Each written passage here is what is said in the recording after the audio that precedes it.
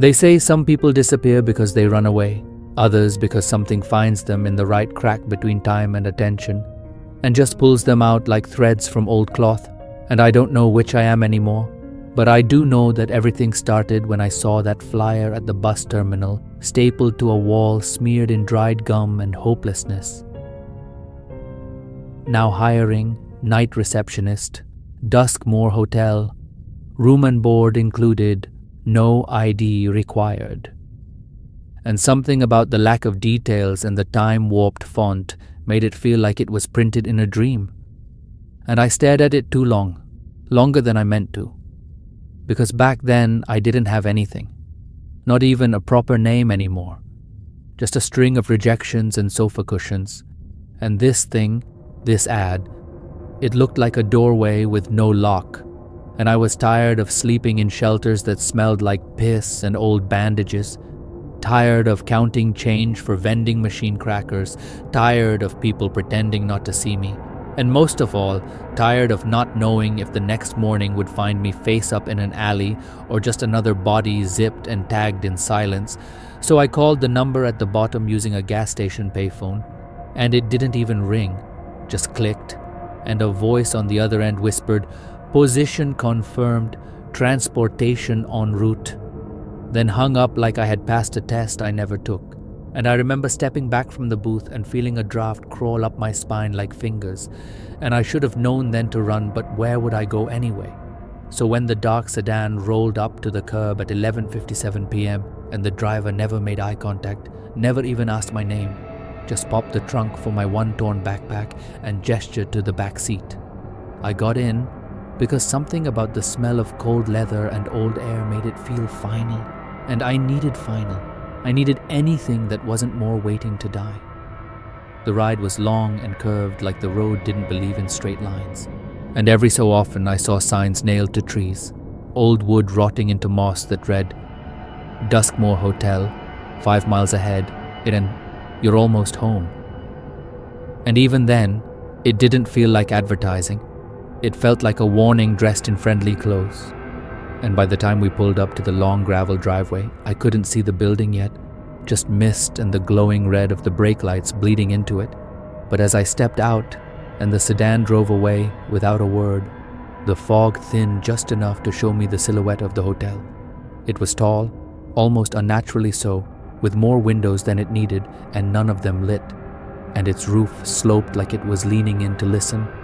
And above the arched doors was a plaque so old I couldn't tell if it was carved or grown into the wall that read, "DUSKMOOR," in letters that looked more like scars than paint.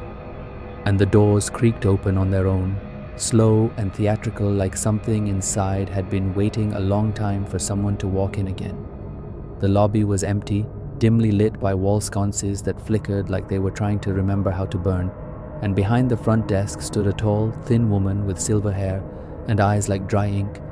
And she didn't greet me, didn't ask for paperwork, just slid a ring of brass keys across the desk and said in a voice that felt too quiet to come from a throat, "You are the night receptionist now. Please follow the rules." And she handed me a sheet of old parchment with 5 lines written in scratchy black print. Rules for the night receptionist. 1. Do not speak to the guests unless they speak to you first. And even then, be careful what you answer. 2. If the phone rings between 2 a.m. and 2:15 a.m., do not answer it under any circumstances. 3. The mirror behind the desk is decorative only. Do not look directly into it after midnight. 4. A guest in room 313 does not exist. If they check in, do not assign them a room. Do not acknowledge them. 5. You must never leave the front desk unattended. If you must leave, don't. I stared at the list and tried to smile, thinking it was some weird initiation ritual, maybe just hotel lore to scare new hires. But when I looked up, the woman was already gone. No sound of footsteps, no rustle of clothes, just absence where she had been. And the key ring in my hand felt heavier than it should have, like it carried more than metal. And something about the weight made my stomach turn. but I walked behind the desk and sat in the tall velvet chair that creaked like a dying animal. And I stared at the antique ledger, already open to a new page with my name written in perfect black ink at the top, even though I hadn't given it to anyone. And I looked at the empty mirror behind the desk that showed only the lobby and none of me. And for the first time in years, I felt something stir in my chest that wasn't hunger or fear. It was recognition, like I had finally come back to a place I had never been. And now that I was here, I wouldn't be allowed to leave again. Not really, not ever. And as the lobby lights dimmed on their own and the long hallway behind me began to whisper, I realized this wasn't just a hotel, and this wasn't just a job, it was on a contract, and I had already signed. And I had. The first night passed without much happening, unless you count the ceiling moaning like something heavy was crawling across it, or the chandelier above the lobby gently swaying, even though there was no breeze and nothing to make it move. And maybe I convinced myself it was just the creaks of an old place stretching its bones. But the second night stripped away whatever doubt I still had, like skin peeling off in sheets, because it didn't wait to start slowly. No, it began the moment the antique grandfather clock in the hallway struck midnight with a deep metallic thud that made the chandelier freeze mid-swing and the wall sconces flicker once, twice, then stabilize like the hotel was bracing itself for something. And I had just refilled the guestbook inkwell when I heard the lobby door open, even though I didn't see anyone come through it, and the fog outside hadn't cleared for 2 nights straight. So whoever, or whatever, was out there couldn't have seen the building, not unless it wanted them to. And that's when the elevator dinged, not once but 3 times in rapid succession, and the doors opened without anyone inside. Just the low humming of electricity and a faint smell of burning lavender and ash. And the light inside the elevator didn't work properly. It flickered in spasms like it was trying to warn me away, but I didn't go near it, just sat still behind the desk, pretending I was invisible, heart pounding so loud I thought the thing inside might hear it. And at exactly 12:31 a.m., a man stepped out from the stairwell across the lobby. Not from the elevator, but from the stairs no one had touched in years. His suit was wet, as though he'd walked through a lake, and he left no footprints behind him, just silence, thick and sticky. And he walked straight to the desk and placed a handwritten reservation card on the counter that said, 313, Mr. Harrow, 1 night, only. And I froze. Blood turned to ice. Throat locked because Rule 4 screamed in my head like a warning siren. A guest in room 3? 1-3 does not exist, and yet there he was, tall, thin, soaked, his eyes black like they'd been scooped out and filled with tar. And he didn't blink, didn't breathe, just waited, motionless, for me to hand him a key that wasn't there. And I didn't say a word, just slowly took the card and slid it into the drawer and shook my head, and his mouth twitched. Not a frown or smile, just a shift, like his face didn't quite understand how to be human. And then he turned and walked down the hallway toward the rooms, even though I hadn't given him a key, and even though 313 wasn't on the map, wasn't even real. But I could hear his steps growing fainter until they stopped completely, and then the lights down that hallway dimmed as if acknowledging his presence, and the elevator doors shut on their own. At 2:06 a.m., the phone rang. I froze again because I remembered Rule 2 clear as breath in frost. If the phone rings between 2 a.m. and 2:15 a.m., do not answer it under any circumstances. And the sound wasn't normal. It didn't ring like a phone. It rang like a scream held in a bell, over and over, louder each time. 5 times, 6, 7, and it didn't stop until I covered my ears and whispered, "No, no, no, no, no." And only then did the ringing cut off with a final click, like something hanging up on my sanity. And I sat there shaking, the pen in my hand broken in 2, without me realizing I'd gripped it that hard, and black ink had bled down my wrist like veins.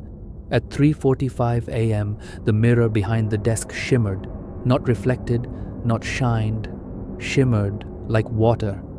And for a second, I swear I saw my reflection turn away from me and walk into the glass, leaving me behind, alone. And the empty space in the mirror just stared back until I looked away and never looked into it again. That night ended with the front door slamming open at 4:59 a.m. as if expelling something invisible and wrong. And then the lobby lights brightened, the fog outside pulled back slightly, and silence returned. Real silence, like whatever owned the place had finally gone back to sleep. And as I stood to stretch my legs, I saw that the guest ledger had turned its own page, and the next entry was already half filled in with letters being scratched in by an invisible hand. Mr. Harrow checked in room 313, and under that, in handwriting not mine, it said simply, "You saw him, that counts." I didn't sleep the next day, couldn't even close my eyes, just lay on the stiff mattress in the staff quarters, listening to the sound of dripping in the walls, even though the pipes had been dry for years. The mirror was covered with a sheet, the phone cord had been cut clean through, and there were muddy footprints behind the front desk, and none of them were mine. Night 3 began like the others, or at least that's what I tried to convince myself as I stepped behind the front desk. The lingering scent of something floral yet rotting hanging heavy in the air, and when I flicked on the lamp, the soft glow revealed the ledger already open to a blank page. But I could feel it staring back at me, waiting for ink, waiting for something to be written down that hadn't happened yet. And I remembered the words from the previous night. "You saw him, that counts." And suddenly, everything I knew about observation, silence, and survival felt warped, like the hotel was teaching me new definitions with every breath I took inside its walls. And at exactly 11:58 p.m., the old radio on the shelf behind me turned itself on and crackled out a low static, followed by the distant sound of a woman's voice humming a lullaby I recognized but couldn't place. And the melody twisted itself in my head like it had been playing there long before I arrived, long before I was born. And the sound didn't come from the radio alone.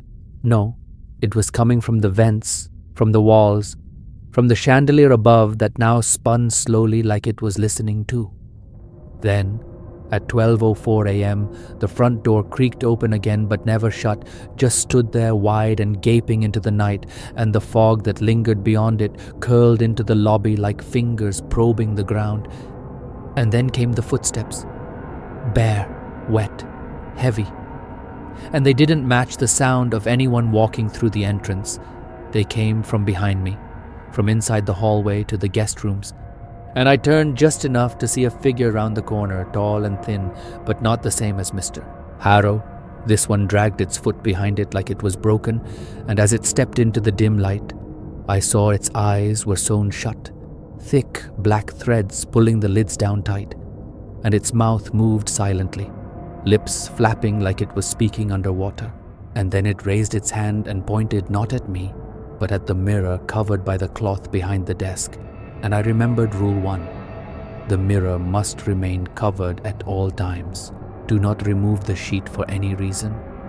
But the thing kept pointing, and then its head tilted sideways like a broken doll, and it began to wail, a horrible, high-pitched, keening sound that rattled the glass on the counter, and blood, thick and black, began to drip from under the threads of its eyes, and I ducked beneath the desk, covered my ears, and began to hum the same lullaby from the radio without even realizing it, until I noticed the song had stopped playing from the speaker above, and now the voice humming, it was mine. When I looked up again, the thing was gone, but the sheet covering the mirror had shifted just slightly, like something beneath it had moved, and I didn't dare fix it, didn't dare touch anything at all. And at 1:27 a.m., I heard giggling from the hallway. Children, soft and distant, followed by the rapid pitter-patter of small feet against the carpet, and then laughter that wasn't playful, it was cruel, echoing, unnatural. And when I looked at the security monitor, static filled all the screens except one.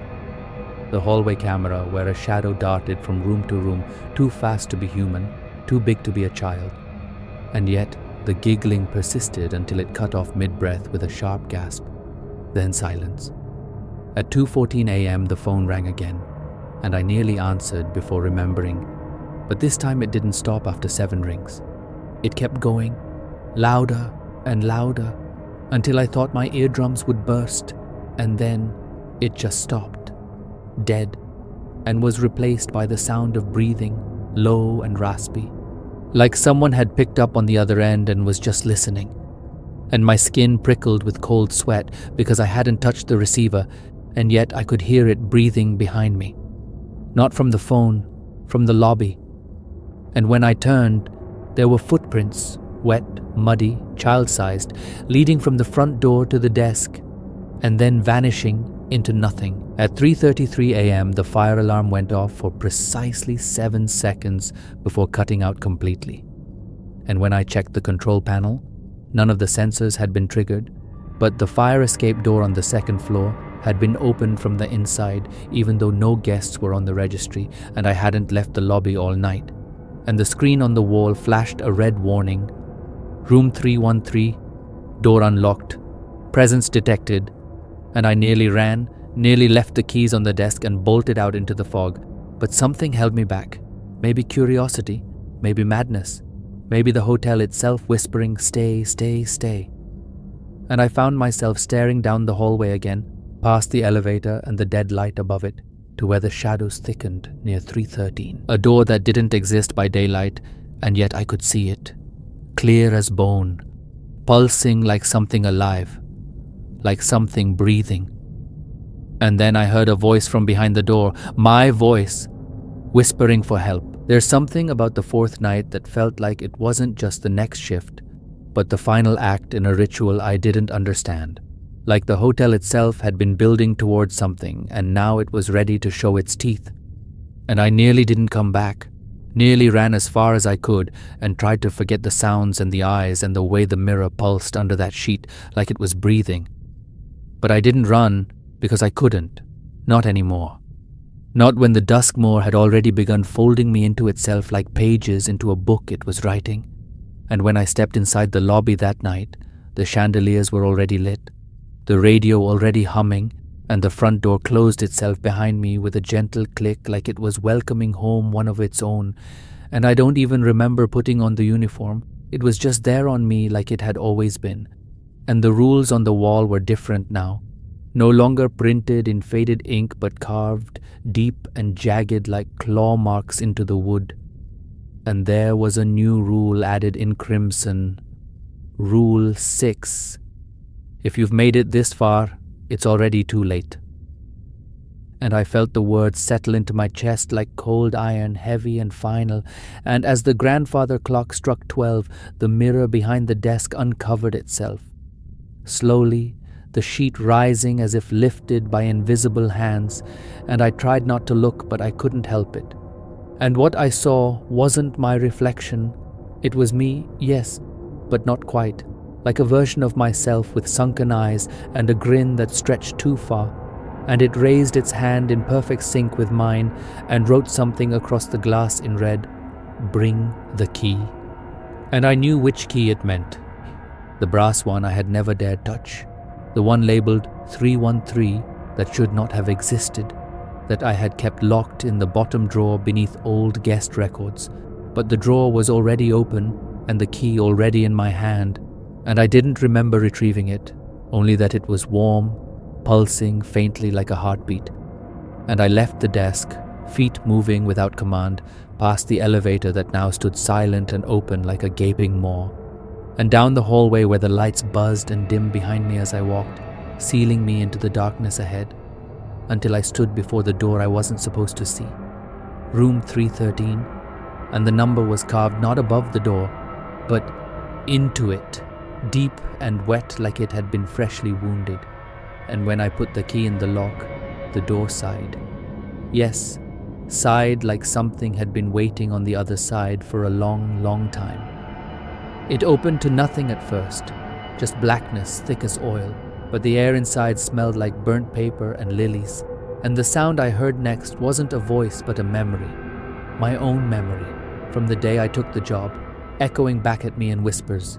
You don't need experience, just be good at following rules. And I stepped inside, unable to stop myself, and the door closed gently behind me, sealing the light out like a coffin lid. And I was no longer in the hotel, not quite, because the room was too big, impossibly vast, a cathedral of red walls pulsing like muscle, and in the center, stood the desk from the lobby, and behind it sat me. Not a reflection this time, but another me, older, worn, stitched together like a mannequin. And he looked up and smiled and said, "You lasted longer than the last one." And I tried to speak, but my voice didn't work. And he continued, "You think this place chose you because of your past, your homelessness, your desperation? Number, it chose you because you were empty, and emptiness can be filled." Oh, and I finally choked out the words, "Filled with what?" And he stood, slowly, eyes black and endless, and replied, "With us." And then the walls began to move, slowly at first, then faster, closing in as a sound like thousands of nails scratching against bone filled the space. And I ran. I ran without direction, the floor squelching beneath my feet, doors appearing and disappearing at random, and always that whisper behind me, "Bring the key," until finally I burst through a door and landed back in the lobby, gasping, covered in something slick and cold, and the lights were all off. The chandelier shattered on the ground, and the mirror was gone. No, not gone, absorbed, replaced by a gaping hole in the wall where something massive had pushed through. And as I stumbled to the desk, I saw the ledger had changed again. One name, mine, marked checked out in red, and beneath it a note scribbled in a child's handwriting, "Now you watch the door." And I understood. I wasn't supposed to work one night. I wasn't supposed to get paid. I wasn't supposed to leave. I was the next piece, the next page, the next story to be written in ink no one could wash off.